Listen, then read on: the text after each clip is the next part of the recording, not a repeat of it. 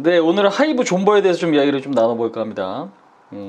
자, 하이브 많은 분들이 좀 관심 있게 보시는 종목이에요. 그죠? 하이브 하면 또 이제 BTS가 생각나실 거고, 빅히트 엔터라고 아마 아실 거예요. 그죠? 과거에 빅히트 엔터가 지금, 하이브다라고 좀 보시면 될 텐데, 최근에 방탄소년단, 그러니까 BTS 군대 이슈가 굉장히 좀 이슈가 좀 많이 됐었습니다. 근데 이제 하이브 주가 흐름부터 그냥 간단하게 말로 좀 설명을 드리면, 하이브가 이제 상장한 지 2년, 좀 있으면 이제 3년 차에 좀 접어듭니다. 그러니까 지금 2020년도에 상장을 했고, 그 다음에 고점이 지금 현재는 한 42만 원 구간이거든요. 그 다음에 지금 현재 주가가 14만 원 3천 원까지 지금 현재 좀 밀려 있습니다. 그래서 고점 대비 상당히 좀 많이 빠져 있는 건 사실인데, 중요한 건 주식이라는 건 항상 우리가 차익 실현을 어떻게 할 것인가에 대한 고민인 거잖아요. 근데 이제 지금 위치 자체가 시가총액이 한 5조 9천억 정도 되네요. 지금 보니까. 존버 입장에서는 긍정적인 관점으로 보고 있는 이유는, BTS의 영향력은 사실 절대적이에요. 그러니까 지금 그동안에 특히나 2019년도, 그러니까 상장하기 전까지만 해도 BTS의 매출액 영향력은 97%에 육박을 하거든요. 그러니까 이 얘기는 뭐냐면, 빅히트, 그러니까 하이브의 매출 대부분은 어디? 방탄소년단에 의존을 했다라는 거죠. 근데 지금은 그 영향력이 점진적으로 줄어들고 있습니다. 그러니까 지금 사실 영향력이 적다라는 게 아니라, 이게 무게중심이 어디 쪽으로 가는가가 굉장히 좀 중요한 거죠. 네, 그래서 지금 2020년도까지 보니까 65%까지 좀 내려온 것 같아요. 그러니까 100% 가까이에서 65까지 내려왔고, 내년 정도면 이게 절반 이하로 좀 떨어질 가능성이 높다. 그렇게 지금 좀 전망을 하더라고요. 그래서 보니까 긍정적인 부분들은 뭐냐면, 그러니까 지금 하이브 밑에 있는 계열사, 그러니까 자회사들이죠. 이런 애들을 지금 보니까 플레디스, 뭐 소스뮤직, 그다음에 어도어, 이런 지금 기업들이죠. 지금 KOG 엔터테인먼트, 뭐 이런 애들이 있어요. 근데 이제 중요한 게, 요즘에 뭐 TXT라 그러죠. 투모로우 바이 투게더. 그다음에 지금 세븐틴, 뭐 프로미스 나인, 이런 지금 가수들 굉장히 인기가 많단 말이에요. 근데 다 하이브 소속이에요. 그러니까 직접적으로 소속인 지금 아티스트가 방탄, 그러니까 BTS랑 투모로우 바이 투게더고, 플레디스 소속이 지금 뭐 세븐틴이나 프로미스 나인이고, 그 다음에 최근에 이슈가 되고 있는 걸그룹이 있죠. 딱 두 군데가 있습니다. 뉴진스와 르세라핌. 뉴진스 같은 경우는 국내에도 지금 벌써 애플 CF를 찍을 정도로 인기가 엄청 지금 높아지고 있어요. 지금 이 친구들 나이도 굉장히 어리더라고요. 그러니까 결국에 인기 많고 나이가 어리다라는 건, 그만큼 오랫동안 활동을 할 수 있다라는 거죠. 굉장히 중요한 부분이에요. 그 다음에 르세라핌 같은 경우도 얼마 전에 지금 빌보드에 또 랭크가 좀 될 정도로 인기가 지금 높아지고 있는데, 지금 어도어 같은 경우는 하이브가 100% 지분을 갖고 있고, 그 다음에 지금 르세라핌이 소속된 소스뮤직 같은 경우는 하이브가 80% 지분 갖고 있어요. 그런 부분도 굉장히 좀 중요하죠. 그래서 지금은 또 이제 KOG 엔터테인먼트 같은 경우는 아티스트가 지코.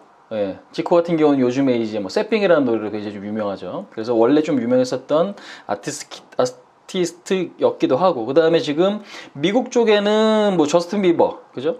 아리아나 그란데 소속돼 있는, 지금 현재로서는 이런 어떤 기업들 같은 경우도 결국에는 하이브가 지금 그 밑으로 이제 자회사를 좀 두고 있다라고 좀 보시면 되겠습니다. 그래서 이런 부분들이 결국엔 굉장히 좀 중요한데, 가장 중요한 건 방탄 비중이 내려가고, 그러면 다른 쪽 비중이 올라온다. 근데 여기서 시너지가 발휘될 때가 있어요. 언제냐면 2025년도 이후에는 지금 방탄에서 가장 군대를 빨리 갈 수 있는 인물이 진인 것 같은데, 아마 내년 초인 것 같아요. 그래서 결국에는 방탄소년단이 군대를 갔다 오고, 이 멤버들이 다시 완전체 어떤 활동을 할 2025년도 즈음이 되면, 아마 기존 지금 말씀드렸던 이 현재 몸값이 올라가고 있는 아티스트 플러스 그 방탄소년단이 합쳐질 때가 있을 거예요. 그러면 그때가 아마 기대감이 엄청 커지겠죠. 근데 주가는 아마 그 미리 움직일 가능성이 높기 때문에, 중요한 시기는 언제다. 올해는 거의 다 갔어요, 사실. 올해는 거의 다 갔으니까 내년 2023년과 24년도가 굉장히 좀 중요하지 않을까. 그래서 존버 입장에서는 그 이슈, 그러니까 지금 제가 말씀드렸던 거를 흐름적으로 좀 이해하실 필요가 있는 것 같아요. 그래서 이 부분들이 굉장히 좀 중요하다. 그렇게 좀 말씀을 드리겠습니다. 그래서 일단은 기본적으로 우리나라 지금 엔터테인먼트 산업에 대한 이해는 좀 중요한 것 같아요. 그러니까 요거는 지금 하이브랑 상관없이 결국 전 세계에 내놓으라는, 그러니까 지금 인물들 있죠. 그러니까 결국에는 이게 사람이 하나의 상품이 되는 게 엔터 산업이잖아요. 그렇기 때문에 뭐 여기 유럽이나 뭐 아니면 뭐 아시아나 뭐 지금 전 세계적으로, 그러니까 전 세계 곳곳에서 예전 같으면 우리나라가 다른 나라 가서 오디션을 볼 정도로 했었다면 지금은 이제 오히려 역전됐다라는 거죠. 다른 국가에서 우리나라로 와서 오디션을 본다거나 아니면은 지금 연습생 같은 경우도 굉장히 어린 친구들이 우리나라 와서도 지금 연습생 생활을 하고 있는, 이제 그 얘기는 뭐냐면 그만큼 그 인재에 대한 풀이 커졌다라는 거고, 그러면 결국 그 안에서 또 한 번의 어떤 히트 상품이라고 표현하기 그렇지만 히트 그룹이라든지 아티스트들이 나올 수 있는 그런 분위기들이 좀 만들어지고 있다라는 거, 그게 굉장히 좀 중요한 것 같습니다. 그래서 엔터는 우리나라 입장에서는 상당히 좀 중요한 한 축이 됐고 앞으로는 그 규모가 더 커지지 않을까. 그래서 그걸 기반으로 해서 보시고 하이브를 보시면은 저는 지금은 BTS 비중이 높은 게 오히려 악재가 아니라 곧 호재로 좀, 호재까지는 아니지만 점진적인 어떤 긍정적인 요소로 작용할 가능성이 높지 않을까, 그렇게 좀 말씀드리면서 존버 이슈는 뭐 이 정도 좀 말씀드려보도록 하겠습니다. 네. 자, 오늘은 하이브 트레이딩 관점에서 좀 볼게요. 뭐 사실 제가 말씀드리는 게 절대적인 건 아니에요. 그러니까 저의 생각이고, 이게 지금 이런 어떤 영상으로 남겨놓긴 하지만 저도 이제, 그러니까 주식에서 가장 중요한 거는 어떤 상황 대처 능력이 제일 좀 중요한 것 같아요. 그러니까 카멜레온처럼 어떻게 바뀌었으니까 어떻게 변해야지, 어떻게 바뀌었으니까 어떻게 변해야지, 이 부분들이 굉장히 좀 중요한 건데, 요즘에 이제 시장 이슈들이 너무 빠르게 변화가 되고 호재든 악재든 변동성이 굉장히 좀 빨라서 같은 어떤 이슈도 반응들이 좀 그런 어떤 이슈에 대해서 천차만별인 경우가 많습니다. 아무튼 이제 오늘 하이브를 좀 말씀을 좀 드리도록 할 텐데요. 이야기를 좀 나눠볼게요. 하이브는 이렇게 지금 관종에 좀 포함을 시켰는데, 아마 이제 하이브는 많은 분들이 이제 빅히트 엔터라 그래가지고 방탄소년단 소속사로 알고 계시죠. 뭐 당연히 방탄소년단 소속사인데, 중요한 건 이제 최근에 주가는 조금씩 바닥을 잡고 움직이고 있습니다. 근데 이제 그동안에 좀 많이 빠졌고, 최근에 이제 어떤 수급적인 부분에서 있어서 가장 좀 중요한 부분은 뭐냐면, 지금 시장은 그걸 좀 이해할 필요가 있어요. 트레이딩 관점에서 가장 중요한 게 지금 우리가 이해해야 될 게 순환매예요, 순환매. 그러니까 결국 누가 먼저 오르고 그 다음 뭐가 오르고 또 그 다음 뭐가 오르고, 이게 지금 결국 순환매인데, 시장을 보면은 사실상 밸류도 중요해요. 그러니까 밸류라는 건 가치. 근데 지금 요즘에 많이 그러니까 고점 대비 뭐 예를 들어서 뭐 대형주가 반토막 이상 하락을 했다거나 아니면 한 70% 80% 정도까지 밀렸다거나, 예. 그러면 이 종목들은 기술적으로 봤을 때는 낙폭 과대라고 판단이 되는 거죠. 그러면 낙폭 과대인 종목은 결국 저점 매수가 들어온다는 얘기예요. 그러니까 지금 대표적으로 지금 뭐 카카오 내지는 뭐 아모레퍼시픽이라든지 카카오그룹주 같은 경우도 카카오뱅크나 카카오페이 엄청 올랐잖아요. 갑자기 호재거리가 생겼냐? 그렇진 않죠. 그러니까 나스닥이 올라가서 나스닥에도 낙폭과대주가 오르니 우리나라도 낙폭과대주가 올라가는 그런 수급으로 좀 전개되고 있다라는 거죠. 그러면 그런 흐름을 보면 결국 하이브도 그 부분이 굉장히 좀 중요한 거예요. 42만 원까지 갔던 주가가 10만 원이 깨질 뻔했어요. 근데 지금 14만 3천 원까지 그래도 상승폭이 상당히 강했던 이유 자체는 일단은 그 부분 플러스 기대감, 그렇게 좀 보면 될 것 같습니다. 그래서 일단 기술적으로 보면은 아직은 추세적으로는 하락 추세를 좀 벗어났다라고 보긴 좀 어려운데, 이게 근데 지금 큰 틀에서는 아직 조금 자리는 남아 있는 것 같거든요. 이슈로 봐도 그렇고. 그러니까 지금 사실 존봉 같은 경우에도 이야기 드렸던 그 내용에서 중요한 부분들이 좀 많이 있어요, 사실상. 그러니까 그거를 단타에도 좀 써먹을 수 있을 것 같고, 그러니까 장단기 이슈로 봤을 때 둘 다 좀 괜찮은 어떤 위치에 좀 있는 것 같아요. 그러니까 성장성의 기대감도 있고, 그 다음에 지금 주가의 위치도 그래도 좀 수급적으로 양호하다라는 건데, 일단 지금 보면 저항이 15만 원짜리가 조금 이제 저항이 있는 위치예요. 그러니까 15만 원에서 16만 원 사이 저항이 조금 있습니다. 그러니까 오늘 같은 경우는 시장이 좀 많이 빠졌거든요. 어제나 오늘 시장이 2450 코스피가 깨지고 나서 수급 쪽으로 조금 위태위태한데 동사 같은 경우나 지금 엔터주들은 그래도 견고했어요. 그러니까 이유는 그동안에 많이 올랐다고 보긴 좀 어려우니까요. 그래서 그런 측면에서 보면 아직까지는 저항이 있다 하더라도 조금 매수세나 이런 것들이 살아있을 가능성이 높아요. 오히려 제가 볼 때는 그러니까 트레이딩 관점이라는 건 결국 뭐 단기로 볼 거냐 스윙으로 볼 거냐인데 요거는 단기도 괜찮고 조금 길게 보는 관점도 저는 좀 괜찮다고 봐요. 예, 그래서 오히려 지금은 요 며칠 동안 좀 올라오긴 했지만 조금 제 입장에서는 비중을 좀 그래도 평소 다른 종목보다는 담는 쪽으로, 그러니까 그 담는 게 한 종목에 뭐 30% 이상, 25% 이상 사지는 않아요, 보통은. 근데 일단 한 15% 정도는 사놓고, 그러니까 1차적으로 15 정도는 사놓고 밀리면 저점 매수고, 그 다음에 또 올라가게 되면 15%라는 비중이 그렇게 작다고 볼 수는 없어요. 작다고 볼 수는 없기 때문에 일단 기본적으로 그 정도 잡아놓고 대응하는 전략.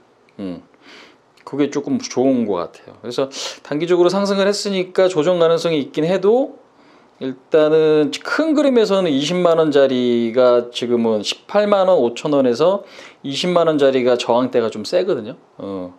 그래서 지금은 현재로서는 짧게 본다면 15만 5천 원이고 그 다음에 조금 더 여유 있게 보면 한 18만 원에서 20만 원 사이, 예, 그렇게 좀 보도록 하고, 그 다음에 이제 이 종목이 올라갈 수 있는 조건 자체는 당연히 길게 보면 아티스트인데 지수가 조금 더 강해지면 그 흐름에 맞춰서 움직여줄 가능성이 높다. 그래서 오히려 지금은 그러니까 항상 제가 이제 영상에서도 이야기 드리지만 지금 기본적으로 코스피가 바닥에서 많이 올랐잖아요. 2100 정도까지 갔다가 어떻게 됐어요? 2500이 갔어. 밑에서 20% 정도 올라온 거예요. 바꿔 말하면 그 급락했던 자리보다 비싸진 거거든요. 그러니까 추가 매수할 때는 갖고 있는 물량이 되게 중요해요, 사실. 트레이딩 관점에서. 왜? 매수했는데 요즘 시장 트렌드가 되게 무서운 게 뭐냐면 제가 얼마 전에 영상 찍은 거 SDI도 보셨죠? SDI 같은 경우도 지금 어떻게 빠지면 한 방에 그냥 급락해 버리잖아요. 예. 그러니까 요즘 시장이 그게 무서워요. 요즘은 그게 무서워요. 그러니까 종목이 한 방에 밀리는 경우도 허다하고 우리나라뿐만 아니라 미국에서도 마찬가지예요. 나스닥도 마이크론 테크놀로지 잘 가다 갑자기 하루에 7% 빠지고 아니면 뭐 타겟팅이라는 거 어저께 하루 만에 15% 16% 빠져요. 소매 판매 실적이 좋아도 전망치가 안 좋다고 멀쩡한 기업이 그냥 죽어버린다는 얘기예요. 그러니까 바꿔 말하면 분위기가 좋아지는 것 같아서, 그러니까 수급이 좋아지는 것 같아서 내가 여기서 비중을 크게 잡는다?